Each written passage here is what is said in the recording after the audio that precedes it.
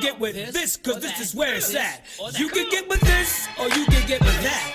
You can get with this, or you can get with that. Welcome everyone to This Is It. I'm Corey Roy, and we are back here on This Is It Media talking about episode 2 of Miss Marvel. This is a great series. I love it, but I don't know what these guys feel. But before I do, don't forget to like that video, subscribe to the channel as we are on our way to 5K. And we like to take this opportunity to thank you guys for hitting us with that 3K. We're here, y'all. So before I do that, hey man, I pass you my man Hollywood DA. What's going on, brother? Not much going on. Chilling. Ready to jump into this episode, man. I'm enjoying the show so far.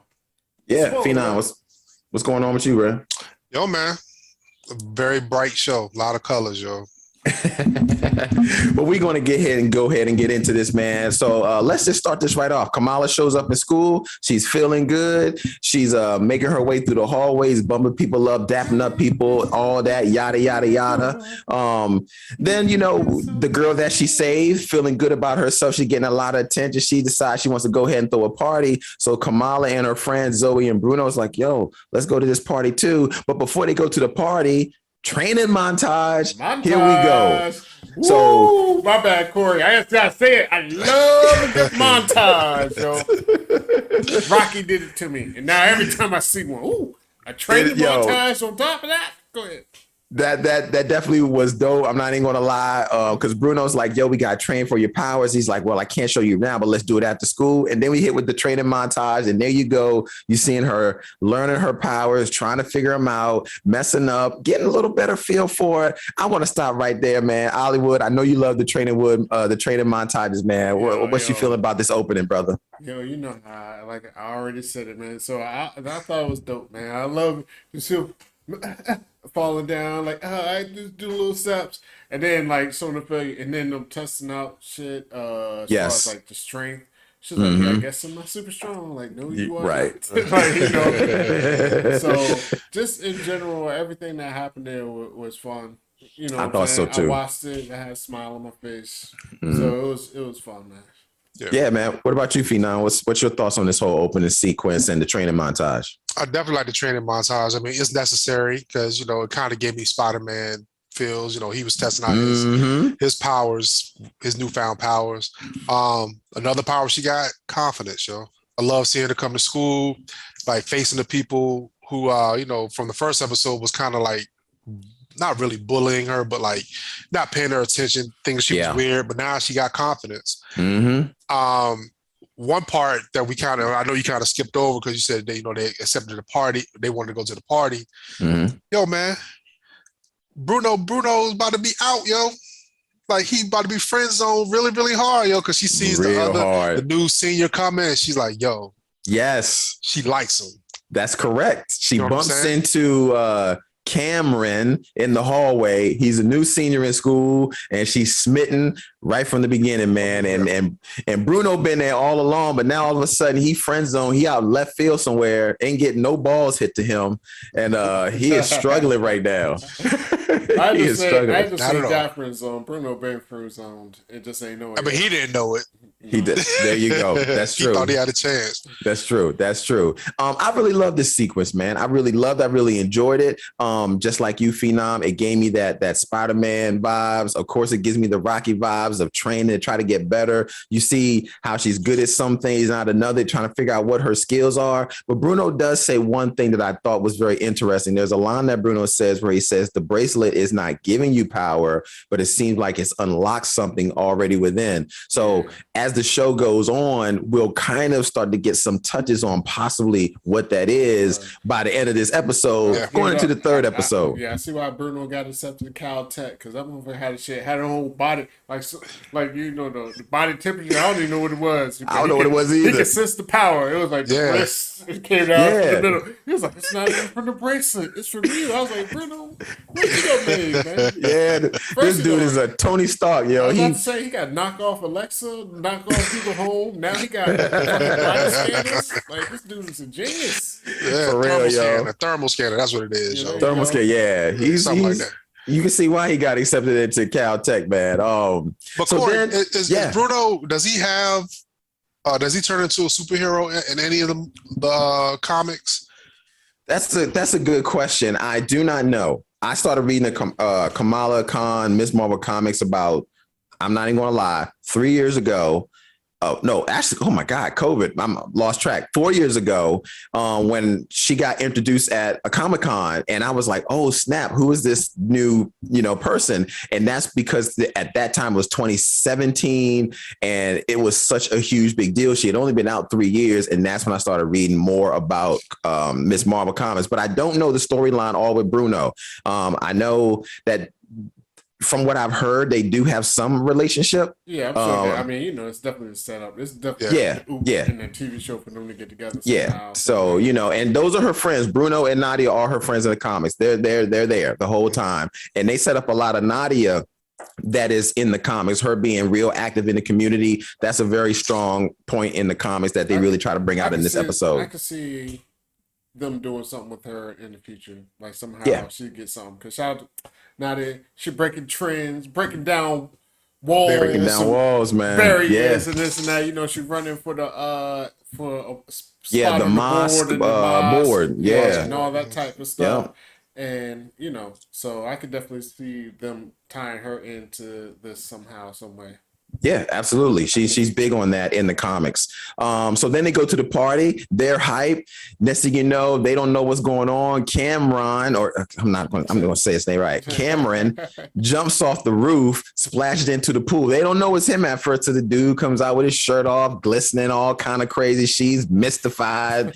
And then out the blue, the party stops. So he's still got wet clothes on, but somehow this guy's dry in like 2 seconds and say, hey, y'all guys hop in my car. So they hop in his car. And then, you start seeing some chemistry form between Kamala and Cameron when they start talking about Bollywood movies. We be looking at Bollywood movies, the trailers and stuff. Yes. So, and talk about the music that they love and stuff like that. So then after that, that's when you see, Kamala really excited about meeting this new person and the music and dancing and stuff like that going on.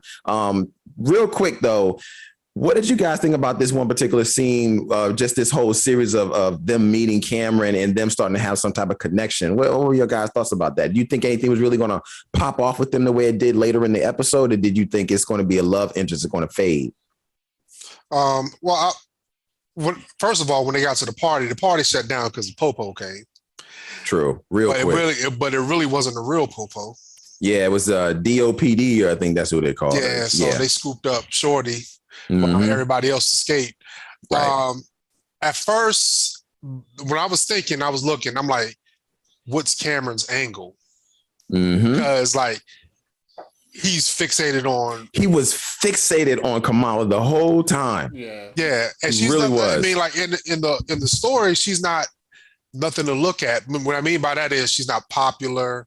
Right. She's not the prettiest girl in school. She's not the coolest girl in school. So why are you gravitating towards her, not Nadia, or even Shorty that was throwing a party? Yeah. You know what I'm saying?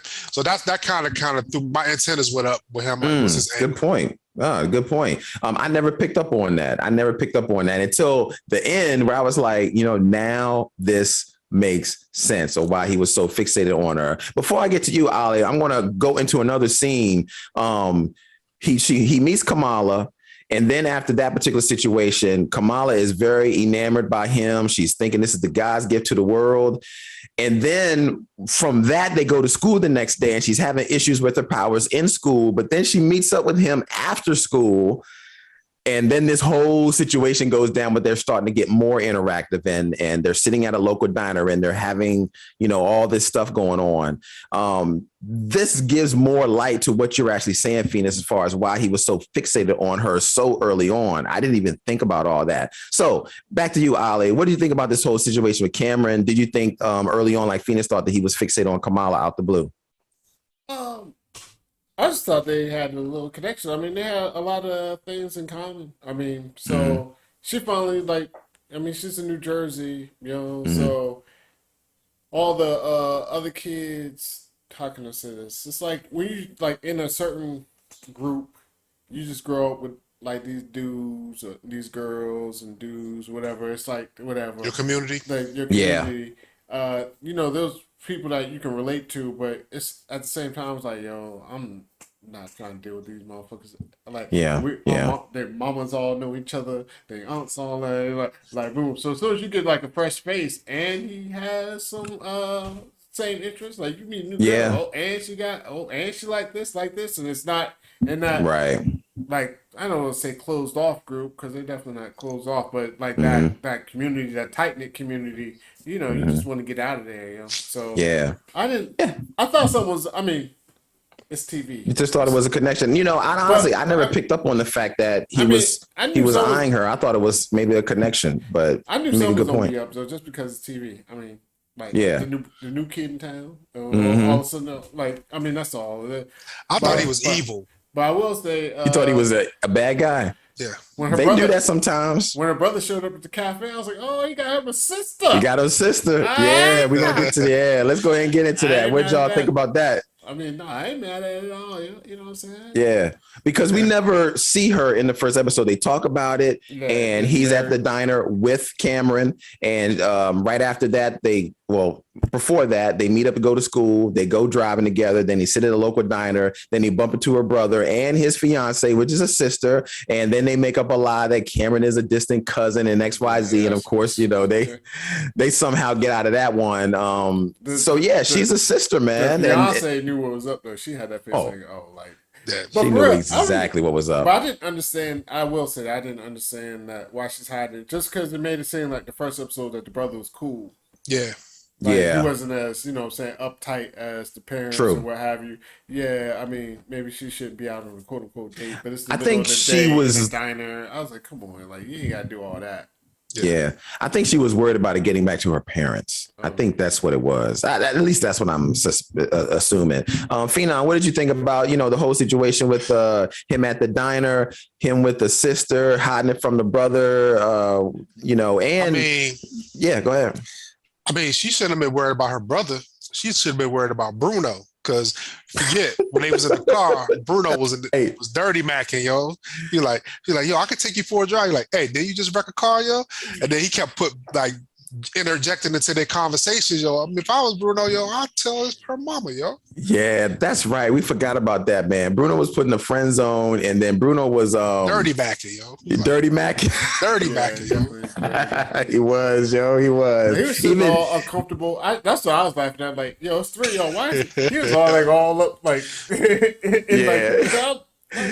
He was, man. He was about to turn the AC. That's how close he was to the front seat. But that's the thing, yo. Like Bruno, like I keep harping on this because even when he got called into the guidance counselor's office, the guidance counselor like, yo, you got this all expense paid internship, whatever you're going to do out in California, and he's so like, I don't know if I'm taking because he worried about Cameron and Kamala, yo.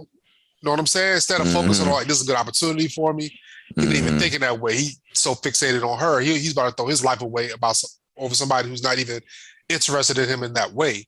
Yeah, you know what I mean. Yeah. So that storyline kind of was like, yeah, she is what you could say enamored by Cameron right now because as soon as she got home, the music was playing. I love this whole how they do the sequence, man. I just love the artistry and the vision and the cinematography. Like everything is going on around her. And as soon as she gets to the refrigerator, opens it up and her parents ask her a question, how was the party? It shuts down. And she's like, oh yeah, the party was great. Then it goes back to all the glitz and glamour. And, she makes her way upstairs. I thought that was really cool.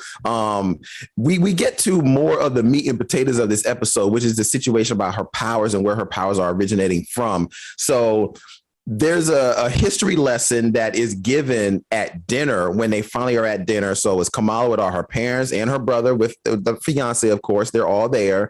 And there's a history lesson there about the partition that happened in India. And then right at that moment when they're getting into a little bit more detail in partition, you can see the mom gets up from the table.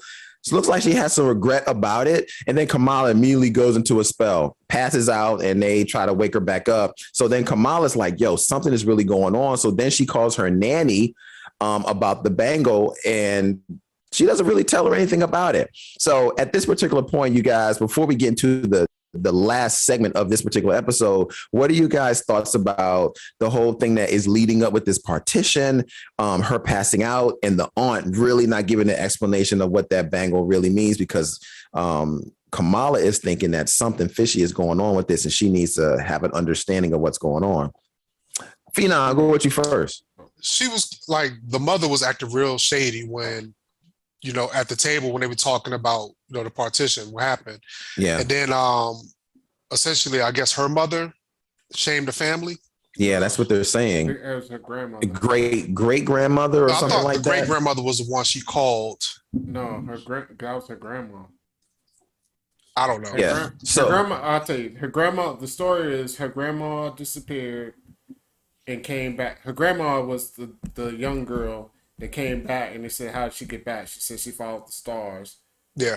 The grandma's mother, which is Kamala's great grandmother, is the one that disappeared that night, and they don't know what happened. Gotcha. They say that she brought shame onto the family. Yeah.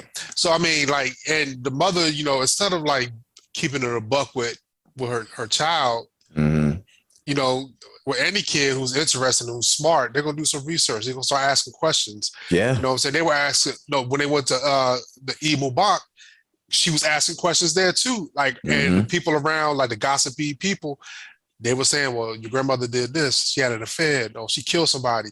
You know what I'm saying? So the great grandmother or whatever. Yeah. So, and brought shame to your family. So she's like, I need to get answers. I need some. Yeah, that's true, man. It's really interesting. She doesn't want to tell her anything about this, but she needs to, because like any kid, she's going to find out. She's going to ask questions, man. Ali, man, what are your thoughts on this whole situation?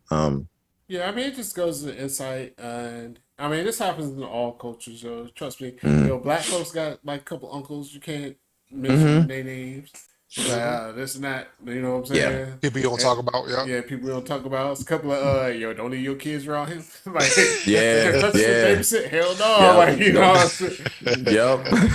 Yep. So it's basically, it's crazy though, because nobody actually knows what happened to the great grandmother. Right, they don't know what happened. It's all hearsay. It's all hearsay, but you would have to imagine in that culture, I mean, any culture, but for a mother to abandon her kids and husband and this and that, it's just gonna be rumors flying. Yeah. So no matter what happened, everybody else just sees, oh, she didn't come.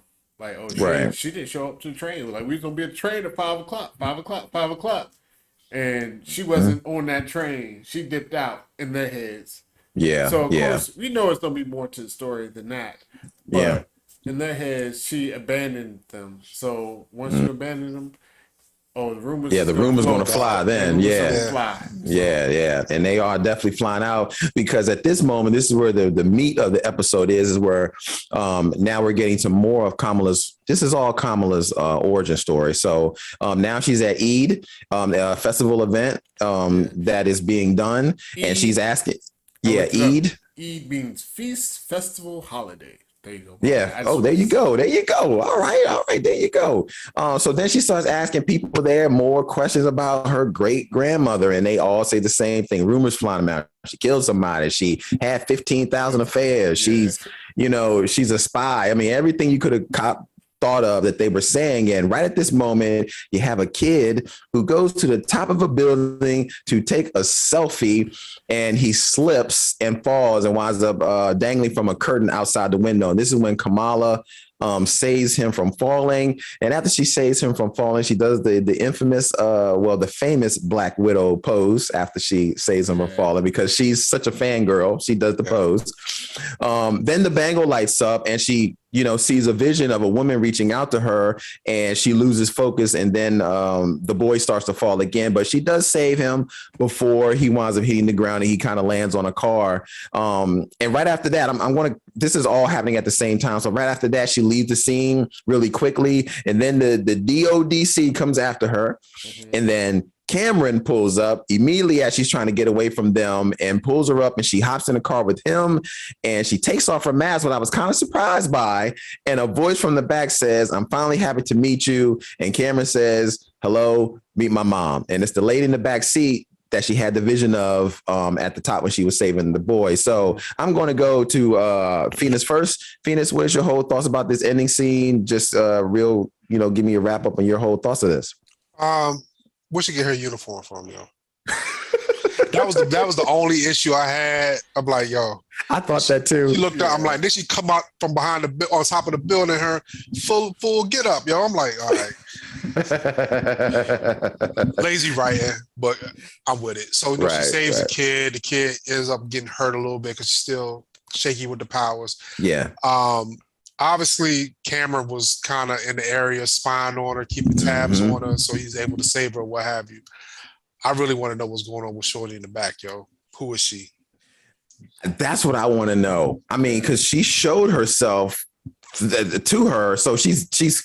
I'm wondering, is she the great grandmother? That's what I was thinking that too. That's what I was thinking, because all the visions before we see her in the backseat, I thought all the visions when they showed her that it was the great grandmother. Mm-hmm. That's what I'm thinking. I'm thinking it's a great grandmother, and she's going to finally give her all of the information that she needs to know, and probably explain to her that she has always had, because that's how it is in the comics. Kamala has always had this gift that gets unlocked when there's this particular thing that happens on Earth. So that's probably what she's going to tell her. It's, your gift is now being unlocked once you put on the bracelet. But Ollie, man, what are your whole thoughts of this end scene? Her saving the girl, doing the pose, Cameron showing up, Mama in the back seat. What are your whole thoughts? Look, I'll let you handle the back end. I'll talk about the festival. I like all of that. From the kid, you know what I'm saying? She out here. Oh, Nadia. With the flyers. Yes. Or what have you. Yes. Yeah, that's dope. That's dope. So, and then she dropped the guilt trip on Kamala's dad. Yeah. like, you trying to kill our dream? You want to kill your daughter's dream. Her dream, and you about to kill your daughter's dreams too. You're a politician. To them showing like the different cliques and groups amongst the people. You had the Illuma aunties. Yes, that was funny. Illuma aunties. Yeah, the Illuma aunties. So different, you had the guys over here. The new converts. You know what I'm saying? It was like Bob and from accountant and all of them found light. But that's funny, the new converts. So I was just like all the different, you had the hardcore motherfuckers, you know what I'm saying? But, so just all the different groups and how they handled the festival, man. I enjoyed myself watching all of that, because I was just relating it to, they just say, we black. I was just relating it to like black culture stuff we do, and, like, exactly, and like the church. You know what I'm saying? You go to church, exactly. You got the old school. You got the mamas with the big old hats. You got all the little. I ain't gonna say little cousins. Well, they little cousins now is because we old. They just hanging out, whatever. They outside. Yeah. You know what I'm saying? Talking about we about to play this basketball game. Who put some money up? Who got the weed? No, type shit. Like, you know what I'm saying? Yeah. Like, they about to go do their thing. Mm-hmm. You're right. You got the mamas, your mamas, and their mamas over there gossiping just like the Illuminati's. Like, I guess there's probably Illuminati's in every culture. Like, you got the gossip line and everything. So I was like, that's entertaining. But to piggyback off what you're saying, like, it's crazy how, like, basics of religion, like the I don't want to say cultism, the aura of religion, like you touched on it, like the factions that you have there are the same factions that you have in our church. Like they gossip just like black churches gossip. You know what I'm saying? Yeah. They make up stuff that is not but you're supposed to be all about religion. You're supposed to be about this sanctified, like holier than thou type place, but you still have those kind of engage in simple acts. Yeah. You know what I mean? It's still, and even like you see like the dynamic of how the young generation and the old generation mingle in American culture, and they still bring that culture from their motherland. And that dynamic is still there. Like you have the kids taking selfies during the service, playing on their phones when they're supposed to be focusing, or the women sitting in the back somewhere when they're not supposed to be talking, like in the decrepit part of the building. Is like, I like the way that writing is, because it delves into their culture and how it really is. I agree. I really thought that was, and I just skim over that. But that is one of the main things in this episode is the culture. They really made sure to bring that to light in this episode. There's a whole thing going on with them going to the mosque, the Majid, I think that's what they called it. And you seeing them do their praying with Nadia and Kamala, and then going to Eid and seeing that festival and just their interaction and them showing how they interact and the food and just how they live their life in the Muslim culture. I really love the fact that they are putting that right out there for everybody to see, like, she is Muslim. Yeah. And this is how her life is. And it's like anybody else's life, because we're looking at their life and thinking, I can relate to that. Because that's exactly how it is for me. In the white churches either? Like so, a Episcopalian church? What you think, Corey? Right. What end scenes? What you think, man? The end scene, I think it was the great grandmother. I think the power has possibly caused her to live a long life. She's living in some afterlife, some dimension. She's doing something because she's sure jumping in and out of stuff. Yeah. And maybe when she does that, it just slows her life down. But I think we're going to get a pretty good explanation in season 3, in episode 3, of exactly what's going to happen. It brought to light exactly what Phoenix was saying, why Cameron was so fixated on her, because he knew who she was. That's his mom, and that's why he was so fixated on her. So we'll see. It's nasty, though, if that is the great grandma. Yeah, it's kind of nasty. He was fixated on her. Yo, great grandma for the streets, yo. She got a young. Grandma. That's two things. Great grandma's still fucking. She got a young boy. Oh my gosh! And the second is, I guess that's what make her Kamala's great uncle. Like, come on, bro, chill. Yeah, that's true, because if that's her mom and that's her great grandma, then they related. Whatever it is. That's true. I didn't think about that. Yeah. But other than that, man, I really like the episode. Everything about this episode reminds me so much of everything I loved when I was growing up reading Spider-Man comics. It has all of that. The fun, the factors, the cinematography, everything about her. I'm loving. I don't have anything bad to say about the episode other than how did she get on the roof so fast in that outfit? That's it. What about you, man? Ali, what are your thoughts on this episode? Ended off with a number, man. Where you laying? I enjoyed this episode. It wasn't as, what's the word I'm like? I think the first episode just hit me because it was something new, refreshing, especially from some of the other previous Marvel shows. Right. It's bright and lively and fun. Yes. It's got a nice young vibe to it. I love that. And so it hit me like, it was fire. And it was fire. I shouldn't say it wasn't just me in the moment. I watched it again. I was like, oh yeah, this was a good episode. Second episode, it's hard to match that. It came down a little bit. I give it like an 8.5. But I enjoyed it all the way through. Honestly. Yeah, I mean, exactly. It's definitely a good show. I'm with you. 8.5, because what this episode did is what we would talk about sometimes in other shows. They fleshed out the story, and sometimes when you flesh out the story, you're not going to have those highs. You're just going to get the story of who she is, where she's from, her friends, her family, her culture, and that's exactly what this show was about. It's one of those things where even though it's not, you're not going to be like, oh, this is my favorite episode ever. It's a necessary episode. It's a necessary episode, and it pays dividends later on. It's like, yes, it's that body work in boxing, Sometimes you guys put that body. It ain't flashy, but it pays dividends at the end. Oh, that's a good analogy. Good analogy. Phenom, where you land on this episode? Strong 8, Everything. I echo everything y'all said. Got to get to the story. You know what I mean? And now we have a cliffhanger. Who's this lady? We're gonna find out who she is. So it's gonna draw us back in. So solid episode. All right, same here, man. All right, man, everybody. That's our recap and review of Ms. Marvel episode 2 on the Disney Plus series. Thank you so much for watching. As always, my name is Corey Roy. Don't forget to like, share, subscribe to the channel. Don't forget, we're on that road to 5K. We appreciate all that you guys do. I'm Corey Roy. That's my man, Hollywood DA. That's my man, Phenom 202. And we'll be back here with another review of episode 3. Peace, y'all. Peace out. Get with this, cause this is where it's at. You can get with this, or you can get with that. You can get with this, or you can get with that. You can get with this, or you can get with that. I think you'll get with this, cause